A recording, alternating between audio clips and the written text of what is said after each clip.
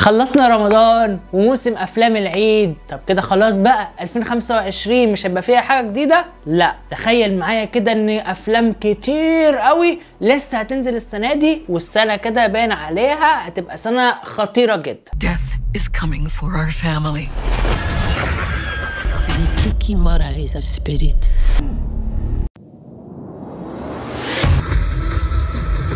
اجزاء جديده مستنيينها بقالها سنين، وابطال وافكار جديده وحاجات انا متحمس لها بشكل كبير. في الحلقه دي هتعرف ايه اهم الافلام اللي هتنزل خلال سنه 2025 من اول شهر 4 لحد شهر 12 اللي جاي. افلام حطها كده على رادارك علشان تستمتع بيها. قبل ما نبدا الحلقه ما تنساش تعمل لايك وشير وسبسكرايب. اغلب الناس اللي بيتفرجوا على الفيديوهات ما بيعملوش سبسكرايب، ينفع كده؟ انزل اعمل سبسكرايب ولا نكمل الحلقه. يلا بينا نبدا برقم 10، فيلم افاتار فاير اند ايش. جيمس كاميرون بيرجع لنا بالجزء الثالث لاحداث فيلم افاتار، ومع المره دي قبيله جديده شرسه اسمهم شعب الرماد، والمره دي هنتكلم عن الكراهيه والعنف والصراعات على كوكب بندورا. شخصيا مش بحب قوي سلسله افاتار، او يمكن اصلا ما شفتهاش قبل كده. انا لا شفت الجزء الاول ولا الثاني، بس الفيلمين اللي نزلوا لشريحه كبيره جدا من الناس بيحبوهم وعجبوهم، اوكي خلينا نشوف. احاول اشوف اول جزئين كده عشان اخش التالت ده وانا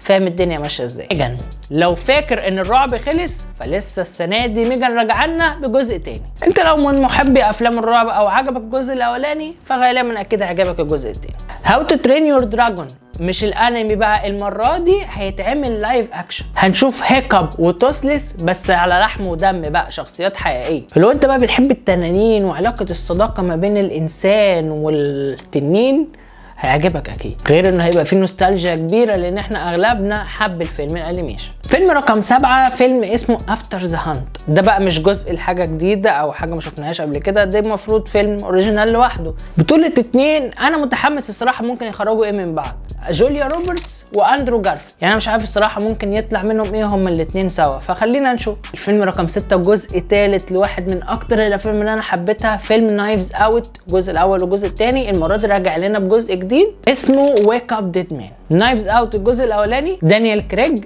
كان مبدع ونسانا بقى طريقته في جيمس بوند. هنا كان الراجل مختلف خالص، كان معاه انا دي ارمس الكراش. المره دي المحقق بنوا بلان هيرجع بقى بقضيه قتل جديد. هنشوف بقى ذكائه هيقدر ان هو يعرف مين اللي قتل ولا لا. ذا رانينج مان فيلم الادجار رايت. بس كده خلاص انا اشتريت ادجار رايت يا جماعه، يعني بيبي درايفر وفيلم سكوت بيلجرام فيرسز ذا وورلد. انا راجل بحب المخرج ده وبحب طريقته، وانا شاري الفيلم ده من غير ما اعرف بتاع مين ولا بيتكلم عن ايه ولا اي حاجه. وان باتل افتر انذر. ليوناردو دي كابريو بيرجع لنا بفيلم جديد بعد فيلمه الاخير كيلر اوف ذا فلاور مون اللي ما نجحش قوي للاسف، والسنه دي بقى بيتعاون مع المخرج بول توماس اندرسون. فيا ترى التعاون ده هيخرج لنا فيلم عامل ازاي؟ ده اللي هنشوفه. فرانكشتاين المره دي جيرمي ديل تورو هو اللي هيخرجه، واللي سبق ان هو كان نجح قبل كده في افلام كتير وخد اوسكار في فيلم ذا شيب اوف ووتر. وحش خلقه انسان، يا ترى النتيجه هتبقى ايه؟ اكيد كابوس، فده اللي هنشوفه في الفيلم. الفيلم رقم 2 وهو فيلم باليرينا. باليرينا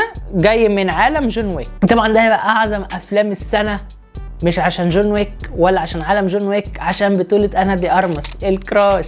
أنا دي أرمس اللي بتثبت نفسها سنة ورا سنة، واللي بتنجح كل مرة عن السنة اللي قبلها، زي ما نجحت في بلاد رانر 2049 وفيلم نايفز اوت، واخرهم فيلم بلوند اللي ترشحت عنه ذا اوسكار. فيا ترى لما تخش بقى عالم الاكشن وجون ويك هيتخرج لنا ايه؟ انا متحمس. واكيد اكيد اكيد مش هينفع ان احنا ننسى ميشن امبوسيبل ذا فاينل ريكونينج، الجزء الاخير من سلسله ميشن امبوسيبل، وغالبا كده ايثان هيموت.